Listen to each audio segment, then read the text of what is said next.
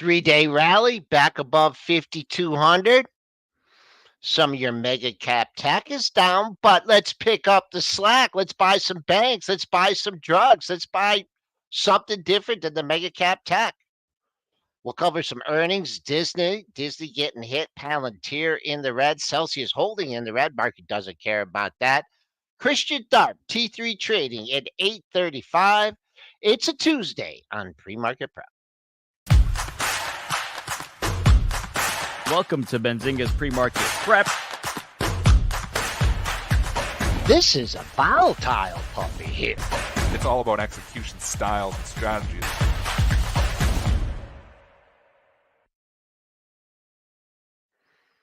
Good morning. Quiet overnight session, just above unchanged here, up a buck at 52.0750. We have the dollar up 15 cents at 105.07. TLT, maybe that's the reason for a little bit of a rally here, up 29 cents at 90.48. Crude still under 80, down 23 cents at 78.25. Gold down 12 bucks, 23.1940. Silver in the red as well. That's down almost a dime, 27.52. And Bitcoin stayed afloat here in the 60K handle, up $350 at 63,940. Let's bring in Triple D and AB simultaneously here because Dennis, action last night. You had the earnings, some earnings reports this morning, but the song remains the same, a slow roll north. It was a busy night, actually, Joel. Surprisingly, with that Apple news breaking about 7 o'clock last night, it was pretty wild, actually. A lot of rotation. A lot going on. I mean, you can say, there was some earnings reports driving the bus as well, but what really is driving the bus this morning and what actually drove the bus last night was this Apple news. And AB may as well take us right into it. They're calling it ACDC. Apple coming into NVIDIA's pool. Yeah, and this was something, that we've talked about how Apple's innovation has slowed down, but I was saying, well, look, they are working on these in-house AI chips. So the project is internally codenamed as Project ACDC, Apple Chips in Data Center, which aims to leverage Apple's chip design for its server infrastructure. And basically, we're seeing NVIDIA trading down because all other major tech companies are forced to go to NVIDIA or AMD or other, of these chip manufacturers. Whereas Apple is saying, you know what? No, we're going to do this ourselves. We're going to produce our own chips. And Apple's been, Apple's, first chip they put in, like the M1 or whatever, started doing that a few years ago in its laptops. This just seems like the next iteration of it going to work on these AI chips. I think it's a good move for the company as it, it's got to help with margins if you don't have to go and outsource these chips, if you can do it in-house. Not to mention, if Apple starts doing it better, then I'm not going to say that Apple's going to be able to do it better than NVIDIA. But if Apple's able to, even put out some sort of a chip that competes with the other ones on the market, maybe they start selling them to other companies too. I don't know. Either way, Apple trading up slightly on this news, NVIDIA taking a slight hit on it. But this is all still kind of, in the early works, this whole initiative. Yeah, for sure. I mean, Apple needs to expand other things. Here they are. They wanted to go in AI. They talked about this. They talked about being able to release new AI stuff. This didn't come from the company. This actually, I believe, was from the Wall Street Journal. So we don't have confirmation on any of this stuff from the company itself. But right away on this headline, they started buying Apple fiercely. And they started selling NVIDIA off fiercely. And that continues. And what's funny is we've been talking about this negative correlation between Apple and NVIDIA on this show for the last 2 months. That it seems like when NVIDIA is really going strong, Apple's going weak. There's not really a lot of ETFs justify that. It's just, a relationship that we've identified. Well, now you have some fundamentals behind it because now they're all of a sudden, going to become, obviously, Apple's not going to become NVIDIA overnight here, but they're trying to compete with NVIDIA here. So you do have some fundamentals behind that negative correlation. I mean, this is really good news for Apple. This is what they've got to do. We've talked about this. They're just an iPhone company, cash flow, iPhones. They got to expand. They got to get into some other things. If they can start getting into the AI then it becomes interesting. Then it doesn't become as expensive at 26 times earnings, or 27 times earnings. The story becomes a lot more interesting. Am I chasing it here today? I don't know. Buffett was still selling it. This is an early, just obviously still just in the works here. It's early, but initial investor reaction is buy Apple, sell NVIDIA. I'm not sure it's wrong. All right. Do you want technicals on Apple first, or Yes. do you want a true story regarding the AC/DC band? Oh no, AC/DC band. Yes. Okay. So in this, Almost I'm got an really AC/DC dating. I'm story. I really like dating. this. I'm really dating myself here because Bon Scott died in 1980. Okay. Okay. So when I was in high school, AC/DC band fan, right? So I had tickets to go to a concert, and the tickets were out, and before or whatever on my desk or whatever, and my dad, the group that was promoting the band, my dad said, "I went to college with that guy that owns that production company." And I'm like, "Yeah, Dad, right. He was in your fraternity, right?" He goes, "Yeah." So my dad calls the guy up, and I hadn't talked to him in 20, 30 years. And he says, "Hey, my son has tickets to the AC/DC concert." I believe it was at the Toledo Sports Arena, which is Oh, not nice. anymore.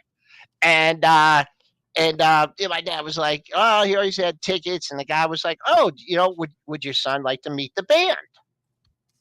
And my dad asked me. I said, "Yeah, man, I would love to meet the band." And so after the concert, we had these backstage tickets. Oh gosh. We went backstage and we met Angus Young, and then we were introduced to Bon Scott. And so we're talking to him. I don't know. We're asking. Wow. I wasn't a big autograph taker, but I'll never forget this. And this is true, and this is not X-rated at all or anything. But I'm talking to him, and this girl comes up, this young lady comes up, and she kind of pushes me out of the way, and she looks at Bon Scott, and she has this halter top on, and Bon Scott like pulls down the top of her halter top and looks inside, and Wow. I'm standing there, and I'm like, "Holy You're crap!" like a little kid. How old were I, you? I well, 19. I'm not even gonna. I was still in high school, so you can Still in figure high I school. was less than. I wasn't graduated yet, and I'm like, holy mackerel! I mean, if you did something like that nowadays, you'd be in jail. And I'm like, maybe it's time for me to, bug out of here. And then I shook Bon Scott, Angus Young. I can't remember who else was in the band, but and then he died. I Wow. think he died pretty shortly after that, but I got to meet the That's AC. So crazy. yeah, so Apple, Warren sells AI chip. I don't know what's greater. Two big red candles. I think you still got sellers in here. I'll be looking at yesterday's high at 184.20. It hasn't hit that yet.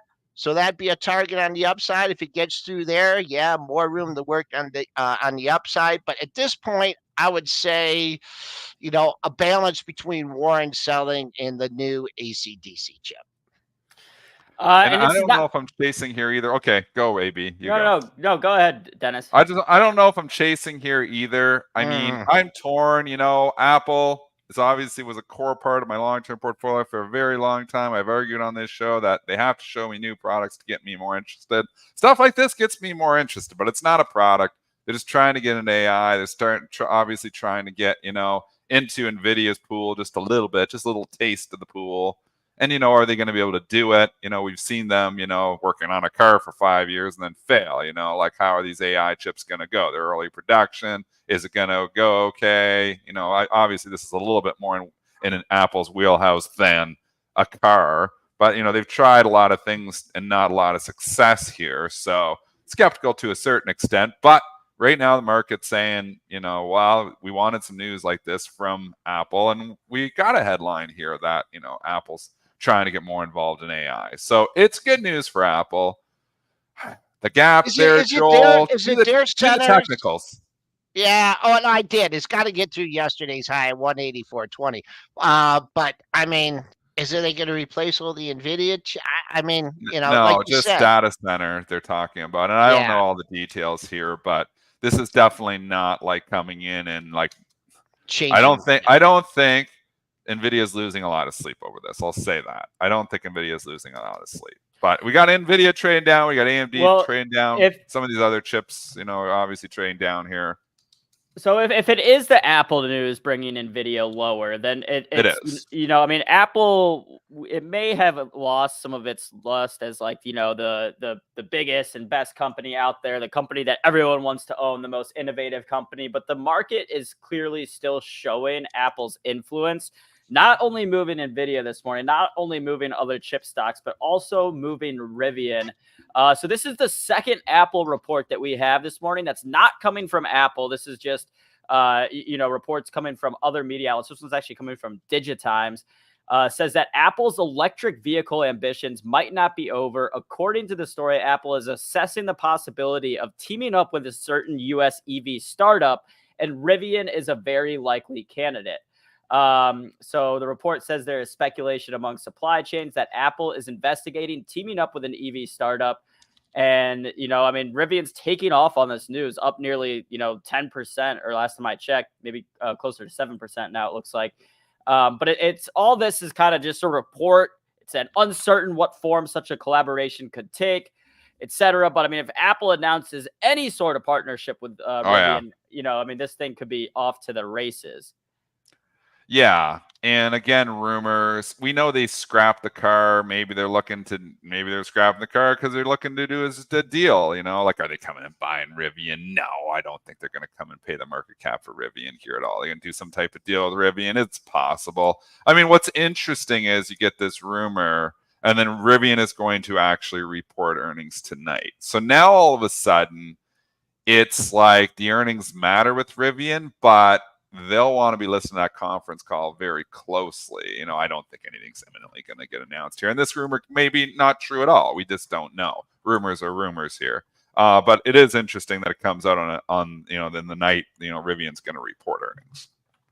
Well, I mean, okay, so you're saying that Apple's not going to pay the market cap for Rivian.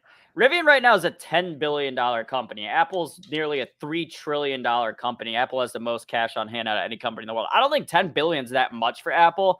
And for context, I mean, it's a way different acquisition, but I was looking at some acquisitions the other night. Microsoft paid nearly $100 billion for Activision Blizzard, $75.4 billion. So, basically paying like 1/7 of what Microsoft paid for Activision. I mean, Microsoft bought a video game maker. Like, I would think that Rivian actually would have more potential return on that investment. There's a big difference, though. Activision makes money. Right. I mean, yeah, right. Rivian loses money. I know. We also, and another, what we also have to look at is the debt load too. Like when you're buying a company that's got a lot of debt and has 4.4 billion in debt to you, pretty much got to add that on too. So one, you're going to have to pay a premium. Two, you're going to have to service that debt. So you're taking on $4.4 billion in debt. Company doesn't make money. So let's just say roughly between the market cap currently and the debt, you got 15 bill. Well, you probably got to give them a premium of 5 bill. But So now you got 20. Rivian also has $8 billion cash. So like they could use that cash, pay off the debt. I mean, so let's just say, let's round up. Let's say it would cost Apple $15 billion. My point in bringing up the Activision was I think long-term, Rivian potentially being the second biggest U.S. electric vehicle maker, I think has a bigger, market opportunity than Activision Blizzard. Maybe I'm wrong and Call of Duty is just that big. But either way, I don't think like if Microsoft's willing to pay $75 billion for a video game maker to acquire them, then I don't see why Apple wouldn't be willing to pay $15 billion for, again, potentially the second biggest electric vehicle maker in the United States. And you know what? Like I've said before, I think Rivian could be number 2. I kind of like Rivian, but again, I just can't wrap my head around, buying companies that are just burning cash. So, we can say they got cash, but they're burning cash. So, how quick is that cash burn? Well, maybe it slows down if the truck starts selling well. It's just not an economy where people are going out. How much one of those Rivians?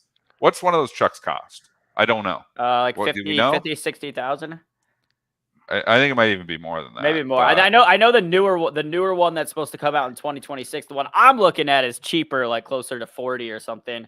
But I mean, okay, but it wasn't starting price of the R1T is 69,000 US or $105,000 Canadian. So we're talking about a $70,000 truck. We're talking a market where at least half the population can't even think about it, and the other half of the half can't afford it either. So you got just the rich people that can look at this thing. It's just not this, you know, the economy's fine, but we're not booming like we were. And I tell you right now, you know, Canada's in a completely different story. You know, like it's slow. I talked to, you know, my friend, electrician, down to 4 days a week. It's slowing down here in Canada a little bit. So we've talked about that. You know, they've had 2 quarters negative GDP. Canada, completely different story. But is the U.S. that far behind? Obviously, the U.S. has held up well, again, thanks to the regional banks and lend everybody 30 years 3%. Only reason they've held up a lot better than a lot of other places. Not saying we're going into recession, but just saying I don't think this consumer can come out here and buy $70,000 trucks anytime soon. So it's just a terrible, terrible environment to be trying to turn profitability in EV. We know Tesla is struggling right now. We can get to the Tesla numbers here too. I think Rivian's struggling the same way. If I'm Apple, I'm saying, why buy them now when I can wait and probably buy them cheaper at a later date?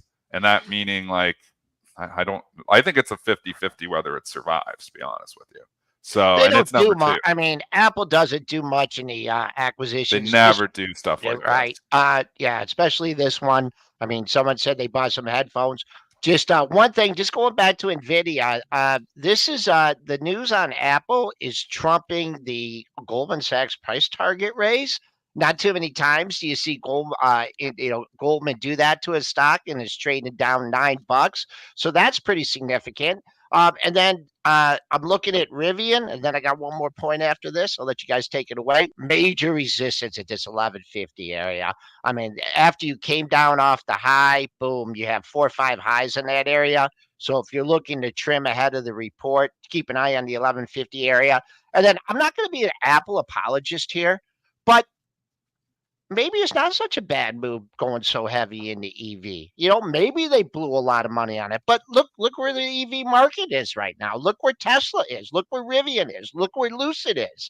You know, maybe, you know, sometimes you got to cut bait. Maybe it's not such a bad move in the long run. I think they have. I do think AB makes a good point. I mean, if you know, you can put pieces of the puzzle together in AB's way and say, look, we're scrapping our car because we're just going to go buy one. That's a possibility. It's not a zero probability what you propose. It's just not Apple style. I don't think it's going to happen. It's not absurd though. Like you said, from a, you know, even say it's like 15 or 20 bill, Apple can afford it. You know, if anybody can buy Rivian, it's Apple. I don't think it's going to happen, but it's not impossible either that it happens.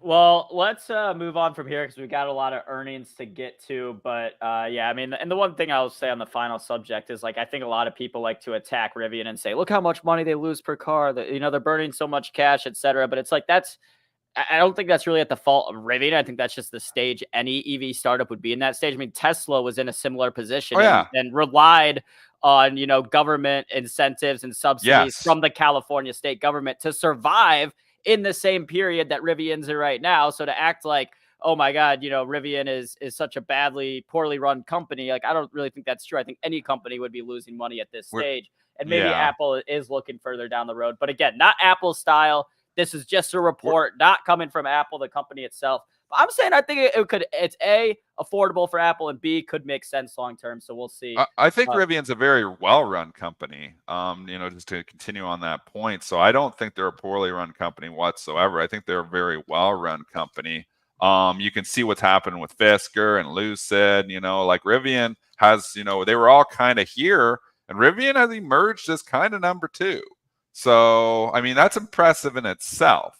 Again, people paying $100, you know, it's just insanity to pay the valuations that people were paying, you know, and again, it's hard to value this too, because it's still burning cash, but you can wrap your head around paying $10 billion. If this company survives, I mean, you can wrap your head around $10 billion valuation for this. It's not crazy if it survives. It's just a tough period for it right now. Yeah, 100%. Well, all right. Let's, like I said, move on to earnings. We did have some earnings coming in this morning. Let's Can we start with let's just talk Tesla though, just before you change it okay. over right over, Yeah. because this kind of ties in. All right. So there is Tesla news here today, and I was just saying it's a challenging environment for Rivian here because people aren't buying EVs. I mean, this is not just in the US, apparently this is in China too, because we've got a headline for Tesla. Yeah, so the Tesla headline is about the that they're getting investigated for their self-driving, and basically got put on a deadline by July 1st to turn over some data based again on its self-driving, because there's been a lot of crashes. Let me go ahead and pull up the exact. So it's the NHTSA is coming in and basically requiring Tesla to turn over data on its full self-driving. Stock taking a slight hit here because if you guys remember, this is what was driving the stock higher. Yeah. This actually isn't the headline I was referring Okay. to, though, AB. I was referring to, there's a headline breaking out of China. Sorry. The investigation's probably putting a little bit on it, but it's been under investigation for this stuff before. So Let me this pull up isn't the that reason the headline, stock's too. down $3. The reason the stock's down $3 is because the stock is China sales fell 18% yep. year over year in April. This is a significant fall. So what we have here now again is obviously sales fell substantially in North America. We know that. We got that from the numbers in the report. Now we're getting sales out of China here, and they're down significantly there as well. So across the board, across the globe, Tesla cars are not selling well right now. That's a significant fall. So this core business is, got problems here right now. The only reason I own the stocks, I think there's light at the end of the tunnel here. But I tell you right now, the core business, this is just not the environment where people are going and buying expensive EVs. So I know Tesla's coming out with cheaper ones, going to happen, but it's just a tough environment right now. So that's why I was trying to tie it in. But the full self-drive too, I mean, that's an issue as well, obviously. But definitely when I see sales down 18% year over year out of China, I'm like, that's not good news. Yeah, and again, the headline that was driving Tesla higher last week was the fact that they were looking to roll out their full self-driving in China. So seeing the fact that sales are falling in China kind of dampens that headline. And then B, the fact that you got this investigation regarding its full self-driving is not great news for Tesla either. And I mean, the competition in China is just crazy right now. I don't know if you guys saw this, but BYD, the Buffett-backed EV maker in China, was putting out a car for $10,000, a full electric, vehicle. I think it's like a hatchback type thing. The ticker's BYDDF on Boyd here in the US. And I think that's the wrong stock, Joel. That's Boyd Gaming. What is this? BYDDF. When you got these 5 symbols, you can't get information on them anyways. BDF? No, DDF. BY David F. I don't know if it'll pop up, but either way, I mean the fact that they're putting out a car for $10,000, and like you said, the China economy is not doing well. If you're not doing well, are you buying the $50,000 Tesla or the $10,000 BYD? Mm-hmm. Competition just all over the place here too. I mean, if Tesla didn't have so many other things that they were cooking up there, I'd be like, no, thank you. I'm out of here and take my money and run, because right now I'm about flat on the position. I just can't. I just see so much other stuff they're working on here and potential revenue streams coming that I want a little piece of the action. Obviously, I sold half. Joel talked me out of, which was probably a good sale. It's right here. It hasn't really been determined whether it was a good sale or not here yet. But the one thing is, if they come back and buy this stock, they have been buying the stock on bad news. I don't know if it's just the following or if it's people like me looking and saying, you know what, the EV is not doing that great, but there's a lot of things coming. I don't know. But every time Tesla, like that quarter was terrible. Stock was down $140 and they bought the hell out of it. And, now, you get bad news again here. It's down $3. It seems like there's just people who want to buy Tesla stock. The timing of everything. Let's look at the timeline. They have, everyone threw the kitchen sink at it before earnings. It goes down to 140, 142. They have a bad quarter. They buy it up off that. And then the following weekend, Musk all of a sudden was going to India, but he does a U-turn. He goes to China. He talks about FSD, and the stock goes to $200. I mean, it's just, and now it's wallowing here. That's the only thing I can say, Dennis. And I'm more nervous about your Tesla position, because if this takes off, it goes to 200, 210, 220, then I'm going to feel bad that. But I'm You talked me out of it. yeah. But You I'm still looking have at. yours too, do you not? No, I sold that a long time ago. Oh, you don't have any I Tesla. bought I it a thought you still super. did. I bought it pre-COVID, a small position, and You were then in it for a while though. a long time. It was a small position, and Yeah. that was a Lisa call. We haven't had a Lisa call in a while.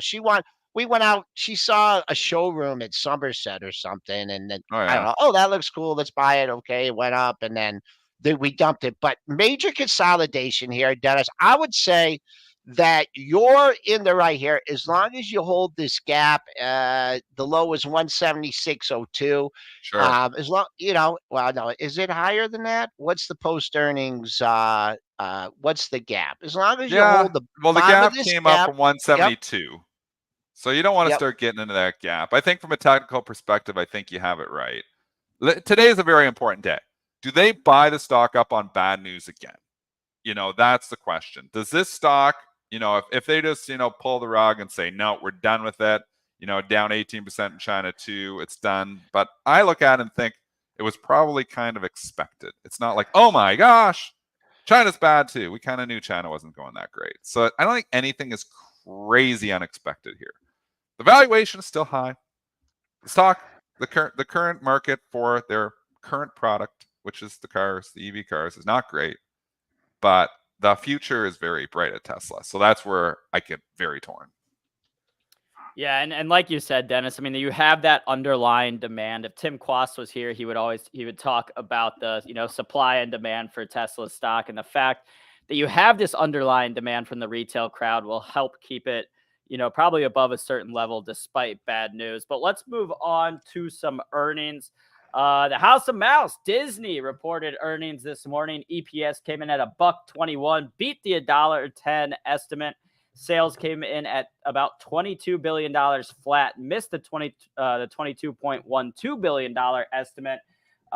In Disney, income dropped 69% and EPS lower year over year. So stock trading down 5% here for Disney. And of course, this stock's been in the news recently because you had the whole Peltz proxy battle with Iger and, retaining the position and everything. But Disney stock taking a hit this morning, trading down about $6, 5%.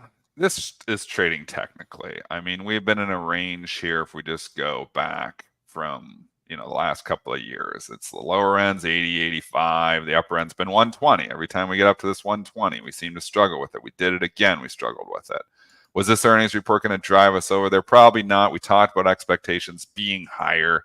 They absolutely were. Again, the trade being long stocks ahead of reports works again because they bought Disney for the last 3 days nonstop.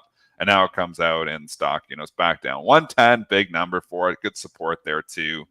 You're just kind of in the middle of nowhere when you take perspective of it all. Like I see an overall range of like 85 to 123. I don't see Disney firing on all cylinders here. There's a lot of issues there still. And I think, why am I coming in paying, above a market multiple for the stock here right now, or even a market multiple for the stock right now? I like it down the 85, 90 area where I had it once. Should have bought it the second time back down there. I took it from 90 to like 120 once, and then it got back down. I thought about rebuying at 90. I could have did it again, taking it from 90 to 120. This is one of those channelingstocks.com stocks. Gets back down to 90, I'm a buyer. Gets up to 120, I'm a seller. We talked about this 110 area, and it's just a big area now. You did take it out in the pre-market, but you're not bouncing a whole lot off it. I'll give you the pre-market low, 109.10. You've hit that a couple times, probably outside the expected move here in Disney. But what's good? Like, what have you shown me lately? Like, what's new? Are the parks firing? Is everything just going good? You got new product? It's just like, show me something. AI. I mean, where are you? So that's where I'm out on Disney. I mean, very important to hold that pre-market low in rally. But man, this has got to rebuild a bit at 110. price action right now is telling you that it's not. So I don't know. I mean, you got a gap all the way down here. Well, that's under $100, but just no pizzazz here for me in the House of Mouse. I mean, you're paying 25 times earnings so it's above a market multiple for a company that's definitely not AI, and it's definitely a company that has been controversial over the course of the last year, and just the core business is honestly just not doing that great. While I was down there in December, the park was busy, but it wasn't crazy busy. I had been there when I can't even move in there, and you know what? It was 10 minutes for a ride. We had the fast passes. We didn't need them. It wasn't. Maybe I was in an off season, but I've been down there in off seasons before, and you can't move. So I'll tell you right now, it's not as busy as they can be.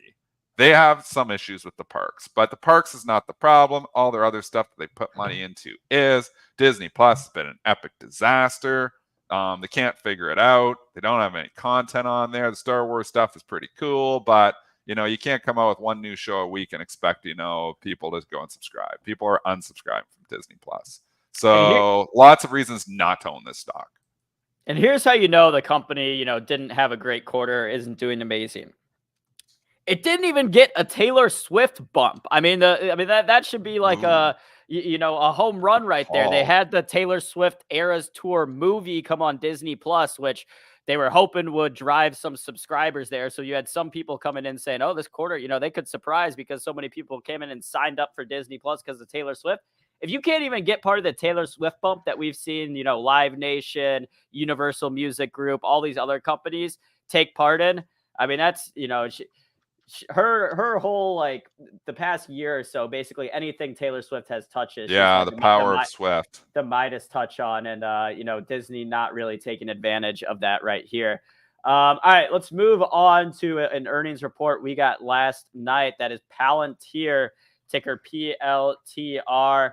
The stock's been, doing well recently, getting a lot more retail. One of the retail favorites. I mean, here at Benzinga, we see so much readership from our audience coming to Palantir. But Palantir reported, and the stock getting crushed this morning. So it had soft revenue guidance. The numbers themselves were actually pretty decent. Let me go ahead and pull up the exact ones because I was looking at it last night. So revenue came in at, EPS came in at 8 cents in line. Sales came in at $634 million, beat the $625 million estimate. But again, that softer revenue guidance is crushing the stock this morning, trading down about $3, which comes out to around 12%. The PE on this puppy is 81. It is just an expensive stock with a huge market cap of $56 billion. Like when you're paying, you want smaller companies that can grow, but when you're already a $56 billion company, and you're paying 81 times for that. I mean, when I bought this thing at $8, it made a lot more sense. At 22, it just doesn't make as much sense. Now, again, story is driving. AI is a big story with Palantir. We correctly called this one back at 8. I screwed up the trade, but we did correctly call this one back at 8, thinking it was going to be a major AI player, and it absolutely is. It's just 81 times. You get back down there, and again, I played it back at the 16, 18 level. Remember before earnings, and had a pretty good run at that one too. So I've played it a couple of times. I think I want it back down those teens. That's where he starts to get interesting again. Get the valuation a little bit more reasonable, because right now that valuation is just unreasonable. You talk about buying into the report, Dennis. You always clarify you buy ahead of the report, but you don't necessarily hold through the report. And most of the time, I do not. People are jammed in this one. I mean, you closed at the high of the session, being very optimistic. It worked again. I bought it. Yeah. I bought this thing last 3 days. I've been playing this from the long side, and I sold it out, made multiple times on it again, just owning the stock ahead of the report. It's guts to take them through. I have to be very, very convicted to take something through the report. I also have to be maybe sitting on some money that I made from the run up and saying, I'll take a little flyer through because I did really well on this one. I did that on Palantir back in February, that I'd bought the stock at 16. It ran quickly to 18.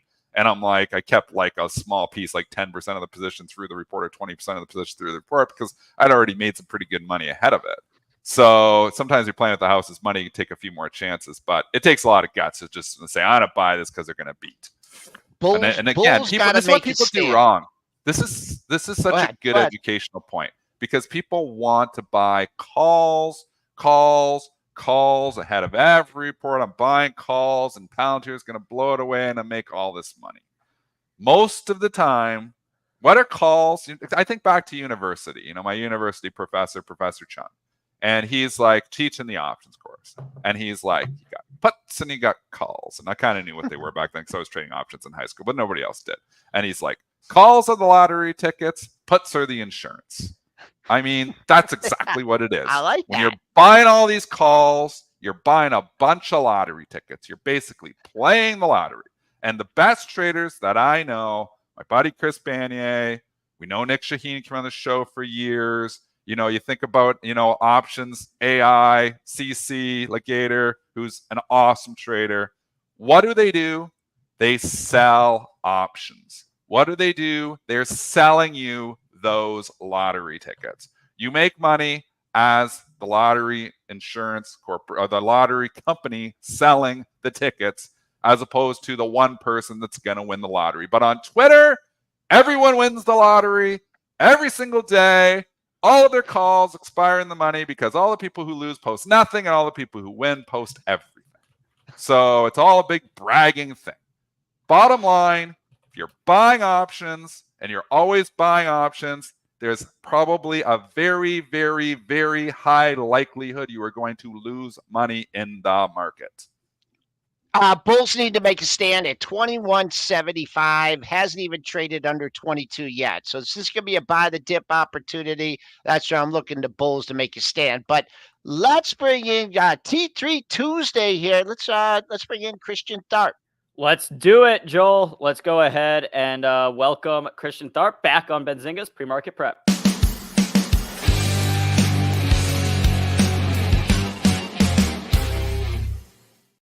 All right, Christian Tharp, CMT from T3 Trading. Christian, how you doing this morning? Doing great, guys. Sounds like you guys are doing pretty good as well. Yeah, I mean, they've got a bunch of earnings to go through, some headlines this morning as well. What about you? What's been top of your mind? What have you been trading? Well, I tell you right now, I'm just enjoying hearing Dennis go off on the earnings plays because I got to deal with that. I swear it feels like week in, week out, everybody wants to buy the lottos on the earnings plays. And I've been doing this for 17 years, and it's like every earnings season, somebody wants to try to hit that home run ball out of the park. And I'm like, a lot of the best ball players out there, you made the Hall of Fame hitting singles, right? So, you might want to, unless you're Barry Bonds, but it kind of You're not going out there and buying those lottos on every earnings play there, Christian? All I do is sit there like, I don't know. Well, I don't know if you want to do that.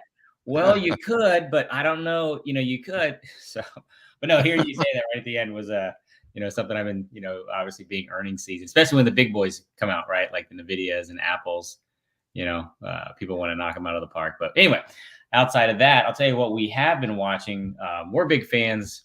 A lot of my trading is I depend on volatility. I like volatility, things that can move, and shorter time frames. And something that really plays into that is SMCI. Obviously, a big name here over recent months. We really like the way that thing moves. But one of the things we're watching on it is we kind of been holding a view that the markets were probably not done selling off yet.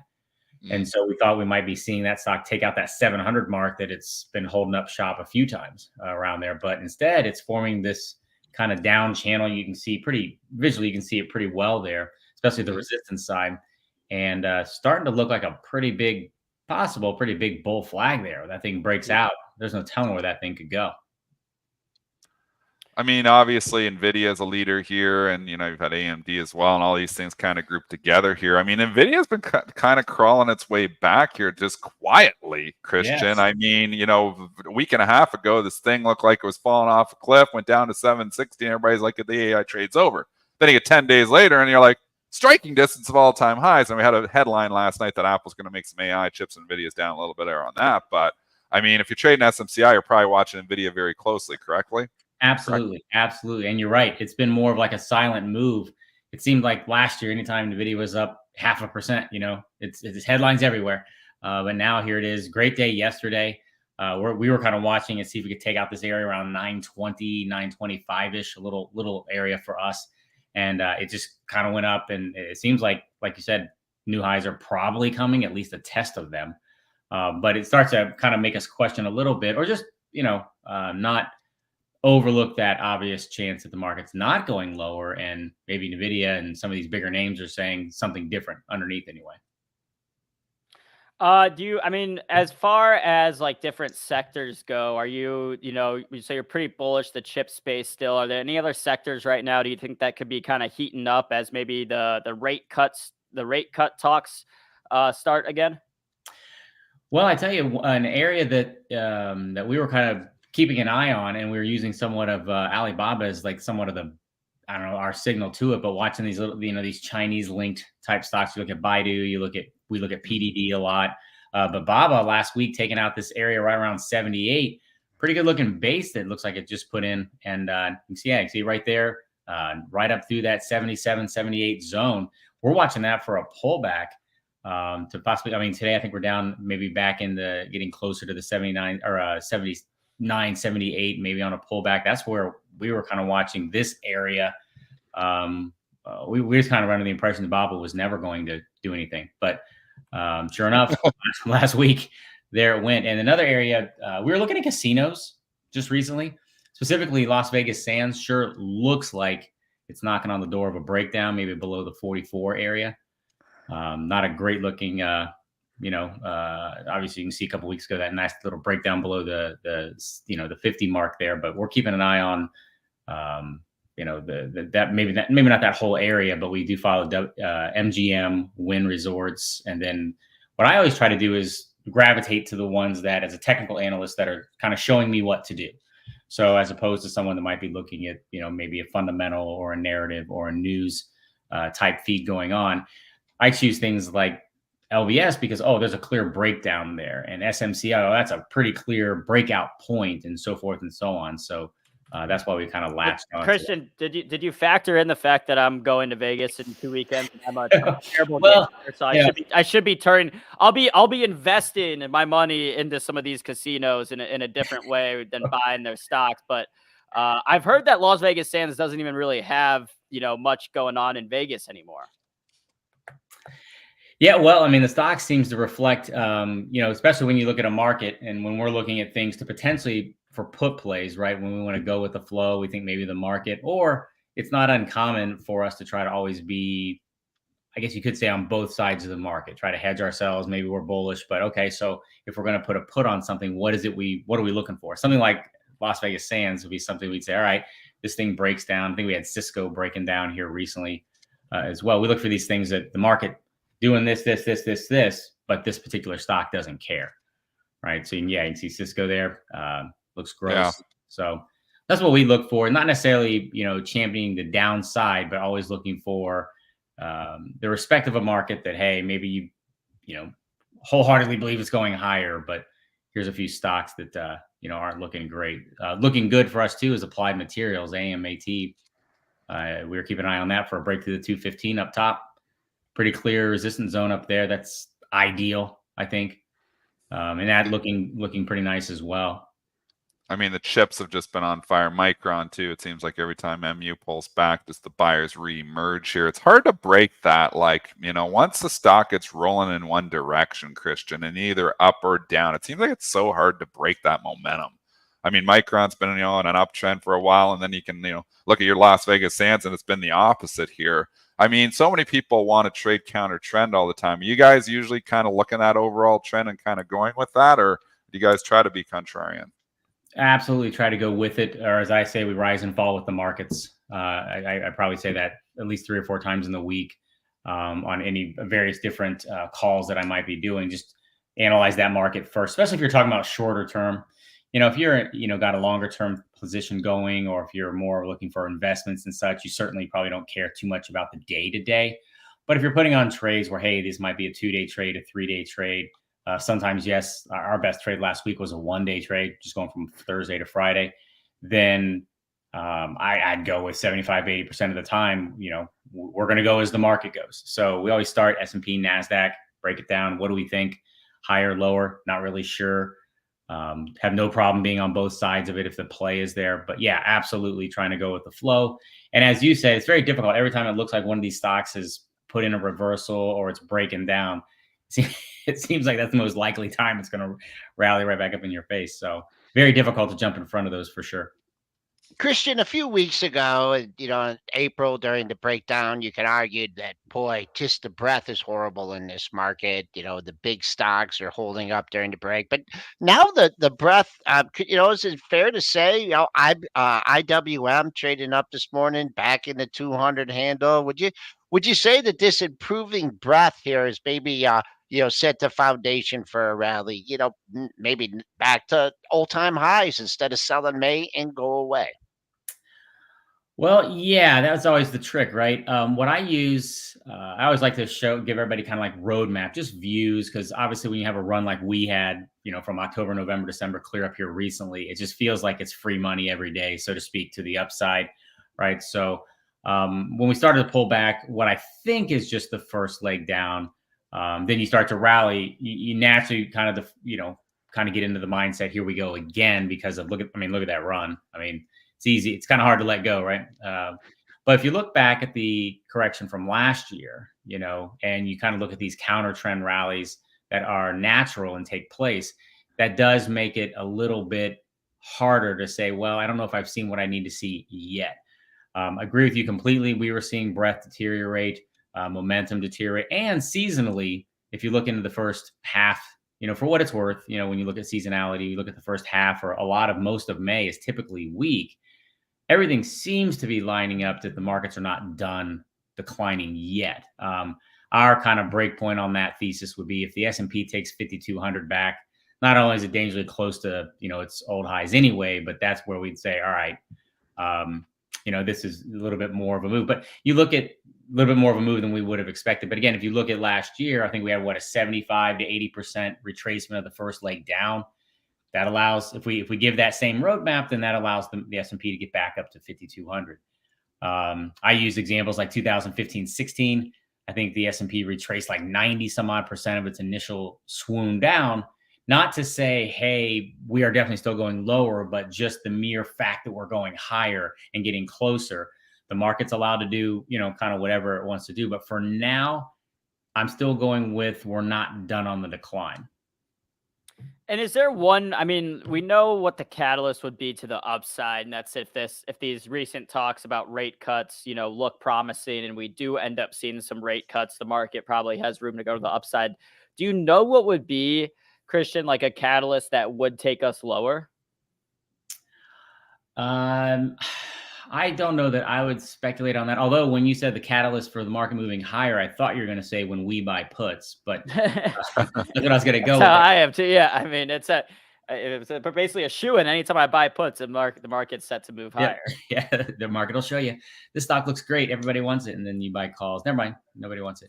No, I know that for me as a technical analyst, obviously I always, I guess I don't necessarily say encourage, but I always, a lot of times the market does not do what we expect it to do. And the market might do exactly the opposite, right? We think that a good jobs report is going to, translate to this, and it does the opposite. We think a rate cut will do this. So because I kind of look at it as, hey, let's be humbled by the market, I would say, let's just react to what it does do. So if this catalyst sends the market, or if the market didn't need a catalyst to go X direction, our job is to simply recognize what the market's telling us. I always say, let the market be your news feed. Don't worry about the actual news feeds out there. What does the market tell you? If the market tells us, hey, breadth is deteriorating, historically, this is a seasonal bad time of year, momentum is breaking down, no matter what the narratives are, as we went up there in February and March, the market was saying, I'm running out of gas, right? So the best we do is say, hey, when has the market told us that odds are favoring to the downside? Got it. So you're more focused just, I guess, on like the day trading and the quick trading, not as much as like long-term catalysts and whatnot. Well, Christian, outside of SMCI, any other stocks that you'd like to hit on before we let you get on with your day? Well, we talked the ones that I was kind of looking at, BABA, SMCI, NVIDIA was always a good one. And then the Applied Materials. Those are the ones we're keeping an eye on, trying to look for trade opportunities. Yeah, those are the main ones we're keeping an eye on right now. Cool. And then we do have this QR code up on the screen. for our audience to get free access to your trade ideas and live webinars next week, May 14th through 17th. Do you want to just tell us a little bit more about what people can expect if they do go sign up?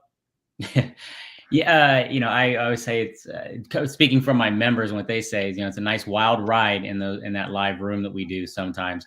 Sometimes we don't do a lot of anything because we're not really trying to day trade as much as it is that kind of shorter term 1 to 3 day trade, but things can move a lot. And there's a very, very unique process and way that we kind of handle the options. I always kind of refer to it somewhat as a chess match in what we're playing and how we move our calls and puts around and try to do things a little differently. So if nothing else, I think it's if I've heard it, once I've heard it from every member we've ever had come through is it's unique. It's different. You'll learn a lot. Beautiful. Well, Christian, thank you for joining us on Pre-Market Prep this morning. We'll let you get on. Know you're a busy guy. Hope we get to catch up soon. And again, go hit that QR code on the screen or the link in the description to check out more ideas from Christian. Christian, thanks again. You bet. Have a great one, guys. You too. All righty, y'all. That was Christian Tharp from T3 Trading. Got about 10 minutes left. Where shall we go? Imbalance is coming into play here. It's a weird day for this, but there's some big ones, and they're opposite directions on stuff, but they are moving stocks here. We got BAC just took a fall, and if you're wondering why, they just came out of nowhere, and somebody posted an 844,000 share sell imbalance. Give you perspective, usually at this time of day, you're seeing 10,000, 20,000. 844,000, probably 20 times bigger than we normally see. Now, maybe somebody's made a mistake, and then I see JP Morgan 136,000 to sell. So the banks were actually doing pretty well. Bank of America was actually trading higher on the day here with the rotation. And all of a sudden, you just saw Bank of America and JP Morgan both take a dump because somebody posted. What is going on at Disney, Dennis? Is there like 2 million to go or something, or what's going on? Well, the imbalances are coming into play. No, nothing on Disney. They must have had a conference call, Joel. Must be saying something on the call. So we'll find out. I'm sure that's call because we're so not used. This is the first time Disney's ever reported in the AM. They were always in the PM. They changed the script up on us a little bit here, but Disney is getting whacked here right now. Obviously, they've said something on the call. We're doing a live show, so we can't listen, but maybe Benzinga team in the background find that out for us. Other imbalances, just to continue that talk here, too. Merck, 141,000 to sell. Pfizer, 238,000 to buy. CVS, 140,000 to sell. We don't talk about these a lot usually because they're usually not market moving, but they are right now because they're so big. And it's not like it's third Friday. It's not like it's end of quarter. It's kind of just out of the blue. It looks like just a few stocks that somebody just wants the hell out of here today. Hey, Dennis, tell it real quick. We have a few minutes here. Tell them what those imbalances are based on. Like you say, a sell imbalance. Yeah, so it's based on the closing price. So let's use the Bank of America as a teaching point here. So BAC closed at 37.69. We see 845,000 share sell imbalance. That means relative to the close, there's 845,000 more shares to sell than there is to buy. So if somebody was to come in right now and put an 800,000 share buy order at 37.80, it's not going to happen, but I'm using it as an example. That imbalance would then switch to only minus 45,000. The imbalances were not big like 10 minutes ago. So this just happened. They just all of a sudden, somebody has put in a big order, probably one person, to sell a pile of Bank of America, a pile of JP Morgan, a pile of Merck, and a pile of CVS at the open here. I think they're probably all. I didn't see these because I have these on my screen all the time. I didn't see these 10 minutes ago. Now all of a sudden I see 5 big ones. Makes me think it's probably the same institution. It could be done in error. I mean, sometimes these things are just done in error, where you do have mistakes. But it also could be somebody just wants the hell out on the opening print no matter what. I mean, 845,000 shares to sell in Bank of America is going to knock the price down. In the pre-market, you can see the move. 37.80 down to 37.60. It was not, you say 20 cents, who gives a crap? I mean, it's Bank of America. That's 20 cents is like a good chunk of the daily range. So, I mean, that one order just knocked it down. It wasn't a headline. It was this order. Disney's separate. Disney now does have 86,000 to sell, but it was a sell imbalance earlier because the stock was already down. It's relative to the close, a 116.47. But Disney's getting whacked right now. We're trying to find out what that headline is. I'm sure it's something was said on the conference call. Maybe guidance wasn't great, just guessing here. But something was said definitely on the call because the call is going on right now. 2 ways you can play it. You can try and get ahead of the imbalance in Bank of America, whack as many bids as possible, and then hope to buy it on the open. Or I think, Dennis, the way you more like to trade it is because these imbalances can flip, is see what happens on the open. See if you can get Yeah. a depressed price off the opening bell. But and Dennis, you're getting that off your Ready platform, right? The Yeah, imbalance you can is get them. Interactive Brokers has it. Ready has it. You have to. Your brokerage has to subscribe to the feed. There's no way in the world, Robin. And maybe they have it, but they probably don't. I mean, this is why when you're trading for free, you don't get the bells and whistles. You don't get the information. You know, I pay substantial amounts of money for my trading software. I pay substantial amounts of money to get information because you know what? Information gives you an edge. It's public information, but sometimes you got to pay for it. So imbalance is a subscriber feed. But if you're to subscribe to Interactive Brokers, that's free in the IB. So if you're a customer of Interactive Brokers, you get the imbalance feed. All right, we got about 5 minutes left. Some other earnings reports to go through. Let's go to Datadog real quick. Ticker DDOG reported this morning. EPS came in at 44 cents, beat by 10 cents. Revenue of 611 million, beat by about 20 million. But the company did give guidance that was on the low end of the street expectations. Datadog sees fiscal year 2024 revenue at around 2.59 to 2.61 billion versus the $2.58 billion estimate. So again, kind of that weaker outlook is crushing the stock this morning, trading down 10% on Datadog. Wow, big move for Datadog. This is a wild child on the earnings. I didn't look at the expected move, but it's probably not even outside. It's probably somewhere in here. The stock can move, although it's been a quiet consolidation here for a while here, resolving itself to the downside. Again, all these stocks, with higher valuations have to really blow it out, blow it away sometimes to go higher here. So they're down 13. I'd probably just staying away from it, to be honest.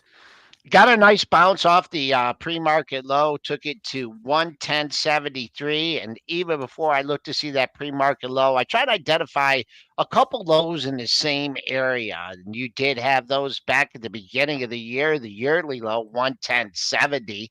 So keep an eye on that. So we are $3. Oh, yeah, just about $3 off that pre-market low. So I think you may things sticking up on, the bids if you're coming back down on the upside. I mean, bottom of yesterday's range, that's quite a ways away. But man, if you do get a rally over the next couple days, you were holding 120, holding 120, holding 120. That's going to be your major resistance for Datadog. All right, let's go over to Celsius Holdings real quick. Another retail favorite here. Energy drink that had maybe some higher expectations after Monster reported a good quarter. EPS came in at 27 cents, beat by 8 cents. Revenue of 355 million, missed by 34 million. Let's see. Yeah, I mean, I think those sales numbers just coming in slightly light, hurting the stock this morning, trading down around 5%, $3.50. But Celsius Holdings again has been really a monster. I mean, no pun intended, not talking about Monster, the energy drink. Good pun, though. But has been a monster the past, couple years, going from, I mean, you go to look at where it was in 2021, $35, got all the way up to $100. Now traded off from there around 75, probably a better valuation than when it was at 100 if you were looking at coming in and buying. But again, those weaker sales numbers hurting the stock this morning. Teaching lesson really quick. We'll do it in under 30 seconds. But when you have stocks like Celsius, you can think about these retail darlings. Retail darlings and social media loved stocks are very, very prone to buying dips. So it's not surprising that Celsius, is bouncing back here. This is a retail darling that they love to buy on dips. It dipped before. It seems like they come in on stock like this and they do buy dips. I mean, if you're buying here at 75, though, you've missed the dip already. The stock was 65. So, I mean, coming in at 75 doesn't sound that like as a dip here now. But just saying, if you're just a dip buyer and you're just randomly buying all dips, you want to be buying dips on stocks that are really, loved by social media. Starbucks would be the opposite. Starbucks, is dipping, still dipping from the earnings. Looks like it wants to break down even further. I mean, this is not one of those that everybody's talking about and it's the new hot stock. It's the cold stock. Yeah, and on social media, still getting some, boycott calls and hate, as opposed to Celsius, which is getting people saying, "Oh, we love the stock, let's go buy it." So a very big disparity there of what you're seeing on social media from those two companies, Starbucks and Celsius there. Speaking of, I mean, I guess real quick, just because we have like a minute left. I mean, Just want to Sure. say $75 right there. You're at yesterday's low, filling the gap here. Wow, you just take 76 here. So a reset from yesterday's session. I say the Bulls got to establish a 75 bid. And boy, if you want to see resistance, I say that close from yesterday, 78.33. S&Ps just came back and kissed the highs of the Yeah. session there, folks. So the Bulls are still here. Very, very mixed market. Half the stocks on my screen are red. Again, I have about 300 stocks from the S&P and a little and other stocks, but major stocks that are a lot of volume. I trade stocks that have a lot of volume because I get in and out easily. I have about 300 on this screen over here. It is like a Christmas tree. They're half red and half green. What I'm seeing is tech very much still in the red. QQQ is still in the red, although it's ticking almost to green here now. So we are bouncing back. And then you're seeing non-tech stuff catch a bit. Retail's having a lot of love here today. Target caught an upgrade. It's trading higher here. Consumer staples are trading okay. Oil stocks, surprisingly, are up despite oil being down. So you don't see that every day. And then I said banks were having a pretty good morning here, too, until these sell imbalances came out. BP is trading slightly lower after a weaker earnings report. But outside of that, yeah, oil stocks are trading slightly higher this morning. But all right. That brings us to 9:01 a.m. Eastern. It is time to wrap up today's pre-market prep. Thank you guys for watching. Please smash the like if you have not already. We will have live trading starting right after this. Joel, what do we got going on tomorrow? David Trainer from New Constructs is going to come on and talk about Q1 earnings season. Beautiful. Looking forward to that. Make sure to tune in 8 a.m. Eastern. We will see you guys then. Again, thank you for tuning in and watching. Thank you to T3 for hopping on the show with us today. We will be back tomorrow morning.